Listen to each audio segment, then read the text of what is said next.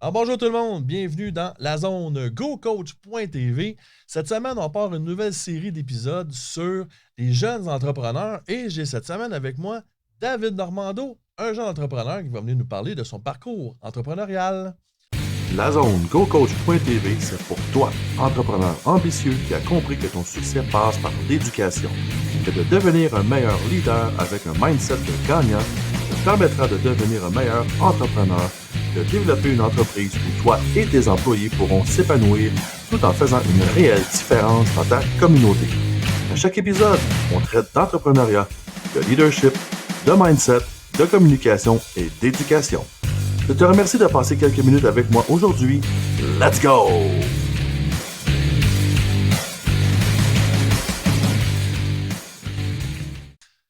Bonjour Eric. David Normando, Bonjour, Eric. bienvenue dans la zone. Bienvenue. David, merci qui est de un nous jeune accueillir. entrepreneur, que je connais depuis longtemps. Quelque Quand peu, même. ouais. On s'est rencontrés, j'avais encore mon âme de baveux du secondaire. Ouais, hein, ton nom de petit Chris, on va dire vraies affaires. Ouais.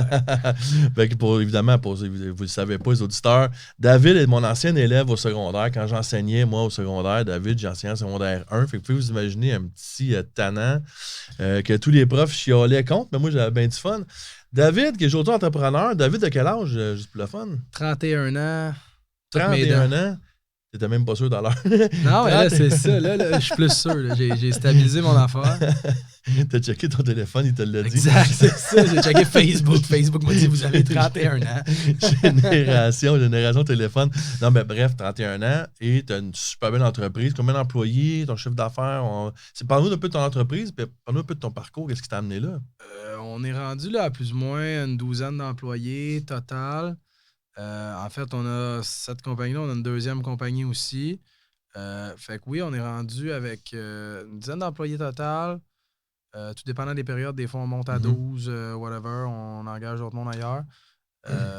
Chiffre d'affaires au-dessus d'1 million.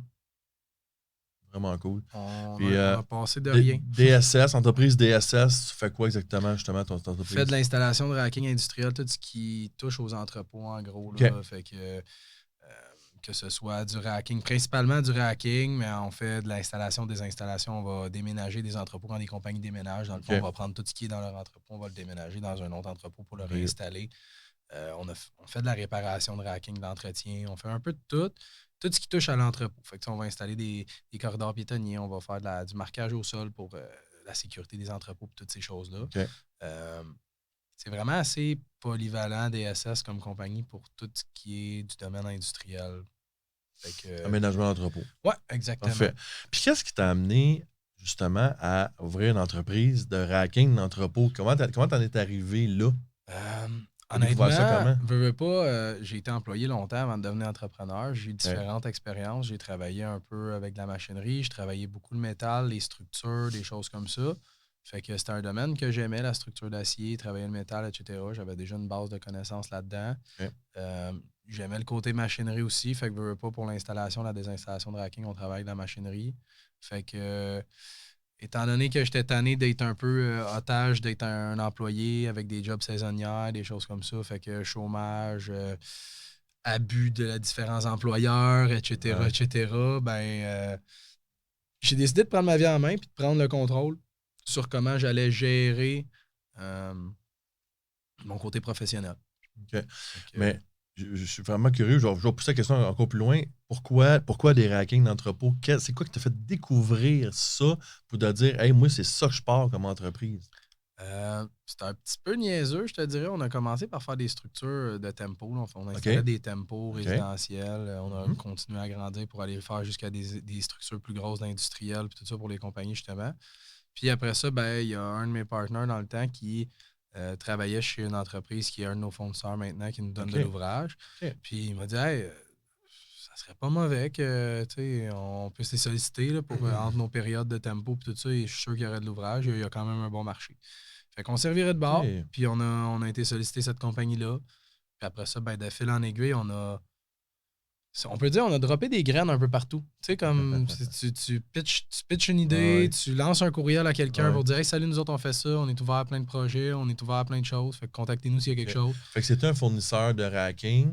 Ouais, eux autres, t'es allé leur dire « Hey, je pourrais l'installer pour vous autres. » Ouais, exactement. Fait que je suis allé là un matin, après ça, ils m'ont dit « Ben ouais, viens, on va essayer, on va aller te montrer ça. » Tout ça. Fait que je suis allé là un matin avec mon pick-up, j'ai suivi leur équipe, on a été installé différentes choses. Là. Vraiment cool.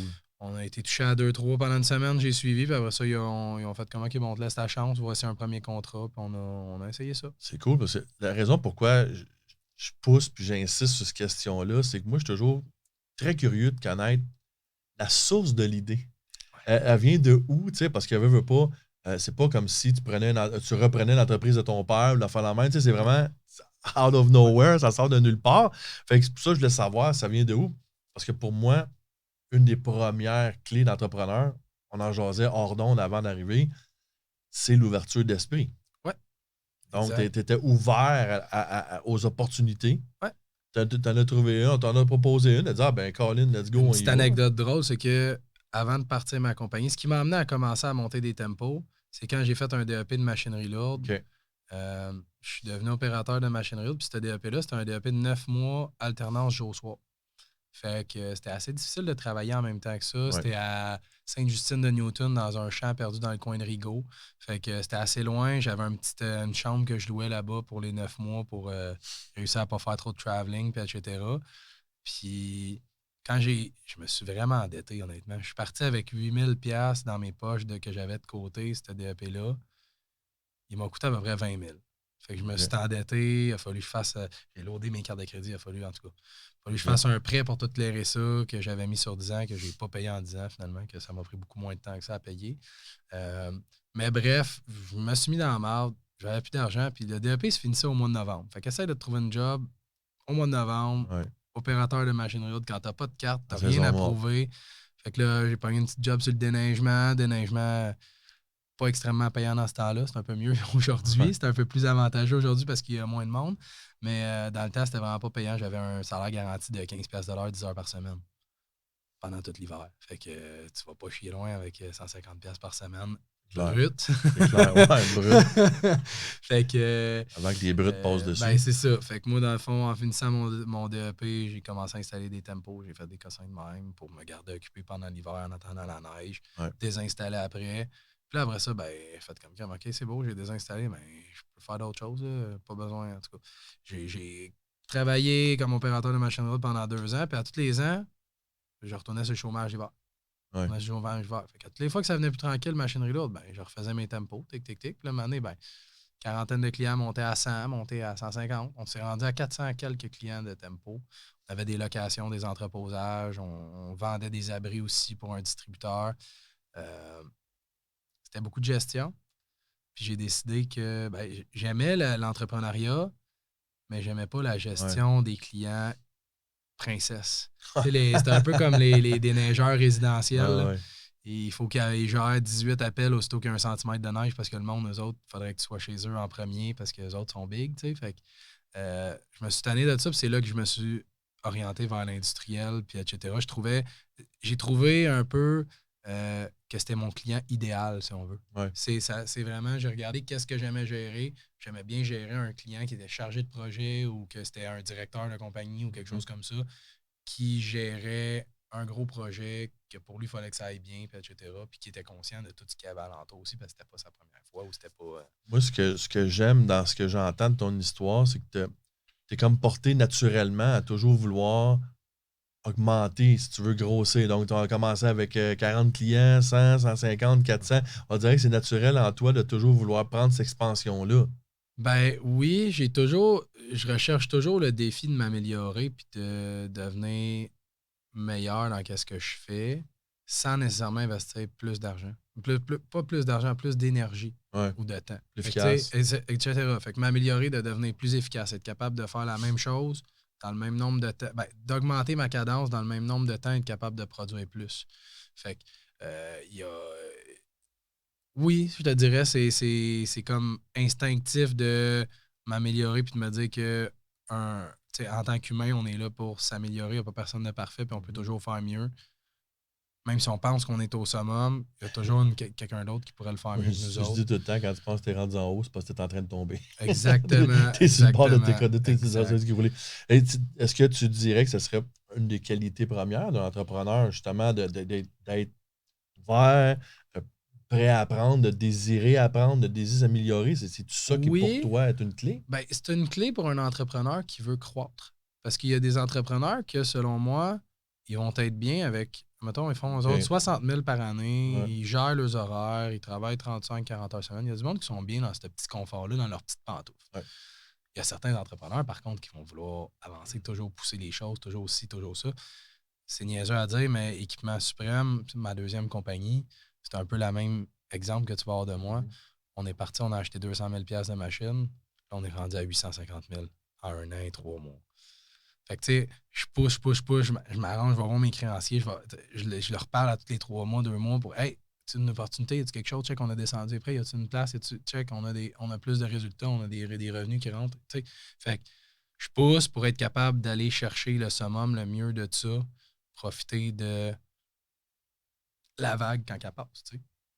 Fait que, oui, je pense que c'est important pour un entrepreneur de vouloir s'améliorer, de vouloir s'épanouir, sans nécessairement vouloir grossir l'ampleur de sa compagnie, mais de s'instruire, de toujours devenir, autant au niveau personnel que professionnel, de devenir une meilleure personne, un meilleur humain, d'être plus à l'écoute de ces gens, d'être capable d'améliorer les conditions de ces gens. Je pense que oui, c'est quelque chose, une qualité qui est assez importante à avoir. Puis l'ouverture d'esprit, ben, je pense que ça amène ça. Après ça, il y a la détermination qui rentre en jeu. Puis après ça, la discipline, comme tu aimes tant mentionner. La discipline, c'est ça, exactement. Comment tu vas réagir à une situation, parce que des erreurs, des fuck-ups, ça arrive à tout le monde, si on peut dire. Oui. Par contre, ce qui va déterminer quel genre d'entrepreneur que tu es, c'est comment tu vas réagir à ce fuck-up-là. On a tous perdu de l'argent. Je pense qu'il n'y a pas un entrepreneur qui n'a pas perdu d'argent ou qui n'a pas arrivé, qui était supposé faire 10 000 sur un job puis qui en a fait 0 finalement, qui est arrivé kiff-kiff. Ben, l'important, c'est comment tu réagis. Es-tu capable de garder la qualité de ton ouvrage? Es-tu capable de garder tes affaires, même si tu ne feras pas autant d'argent? Es-tu capable de. Tes valeurs, est-ce qu'elles sont assez fortes? Je pense que c'est ça qui va déterminer la vraie graine d'un vrai entrepreneur. Dans le fond, c'est ça qui va être le vrai. Le fondement fondamental d'un bon entrepreneur, là, je pense que c'est ça. C'est la discipline, la rigueur, le vouloir puis la fierté. Être fier de ce que tu fais, ça apporte beaucoup. Si on est un jeune là, dans la vingtaine, puis qu'on a une espèce de désir entrepreneurial, c'est quoi tu penses les premières étapes, premières 1, 2, 3 étapes que tu peux voir, que tu dis, OK, commence par ça, puis tu verras après. T'sais. C'est un peu tricky à dire. Parce que si tu regardes, si tu écoutes un peu tout le monde va te dire, ah, tu veux partir une business, fais-toi un plan d'affaires, fais-toi ci, fais-toi une recherche de marché, une étude de marché, blablabla. Je suis pas de cet avis-là. Il n'y a aucune de mes compagnies que j'ai parti avec un plan d'affaires réel. J'ai développé une idée. J'ai cru en mon idée. Puis j'ai poussé pour qu'elle marche. Fait que je pense que c'est vraiment ça. C'est le désir, la volonté. C'est la première étape à avoir. C'est sûr, faut que tu le saches s'il y a un marché ou pas. Faut que tu sois capable d'aller voir, d'analyser le marché de ce que tu veux partir. Mais s'il y a un marché que tu veux puis que tu fais les actions qui vont t'amener là, je pense que c'est la recette gagnante. Vouloir s'instruire puis faire les actions qu'il faut. Ouais, les Parce actions. que je m'instruis à tous les jours, j'apprends avec mes compagnies, avec mes 2 compagnies. Tous les projets que je fais, même au niveau personnel, j'apprends à tous les jours. À chaque jour, j'essaie de savoir quelque chose de nouveau, puis je pose des questions. Tu sais, s'il y a quelque chose que je sais pas, je fais pas juste passer à côté, puis c'est comme ça, puis c'est tout. Non, je pose la question. Hey, pourquoi c'est comme ça? Nombre de fois que je me suis fait dire quand j'étais jeune, Carlis, t'en poses donc bien des questions. Ouais, mais aujourd'hui, ça m'a amené où ce que j'en suis. Aujourd'hui, ça m'a donné un bagage de connaissances qui est pesant, qui est lourd, puis qui est efficace. Ben, en fait, justement, c'est question que nos auditeurs connaissent un peu notre historique, puis c'est pour ça qu'on en est là, assis ensemble aujourd'hui. Oui, j'étais ton enseignant au secondaire. 10, 12, 15 ans plus tard, tu vois des capsules sur Facebook que je faisais au niveau de leadership, tout ça. Tu me contactes, c'est Eric, j'aimerais ça qu'on travaille ensemble, leadership, tout ça. J'ai des employés, je vais apprendre à mieux travailler avec eux autres, je vais apprendre à me connaître moi-même, puis on a commencé à travailler ensemble. On a beaucoup travaillé sur la connaissance de soi, et ainsi de suite, ton pourquoi, puis des choses comme ça. Puis, de fil en aiguille, GoCoach est en train de naître présentement. On est en train de pondre GoCoach, puis on est en train de faire ça ensemble, justement. Puis moi, c'est une des choses qui m'a attiré vraiment sur dire, OK, de parler à David pour faire naître ce projet-là, c'est que tu es un gars d'action. C'est un gars qui va apprendre. Tu as l'humilité de vouloir apprendre, de dire, regarde, moi j'étais un vieux, là. J'étais un petit vieux, mais avoir 50 ans, là, pour moi, je me sens un petit vieux par rapport à toi, puis j'aime la fibre, l'énergie de la jeunesse, puis l'énergie que tu amènes. Fait que là-dessus, on est en train de mettre au monde le projet GoCoach. GoCoach, que vous allez avoir des détails plus, évidemment, dans les prochaines semaines. Ça s'en vient, on travaille là-dessus présentement. Merci beaucoup, David, pour ton témoignage. C'est vraiment, vraiment cool. J'espère que c'est inspirant pour certains jeunes qui peuvent nous écouter. Si vous avez aimé quoi que ce soit du propos de jaser, c'est des choses qui vous ont touché, n'hésitez pas à partager l'épisode, liker, venez commenter sur Facebook, venez commenter sur YouTube. Le podcast est disponible sur différentes plateformes en audio et en vidéo. Inscrivez-vous pour recevoir justement les alertes des nouveaux épisodes. Sur ce, la gang, on se revoit la semaine prochaine. Vous avez aimé le contenu de l'épisode d'aujourd'hui? Abonnez-vous au podcast DAZN GoCoach.tv, disponible en version vidéo sur YouTube et en version audio sur Spotify, Google Podcasts et plusieurs autres plateformes. Suivez-nous également sur Facebook en tant que membre du groupe DAZN GoCoach.tv. Vous pourrez recevoir des nouvelles exclusives et interagir avec moi, le coach. Passez une super belle journée remplie d'abondance.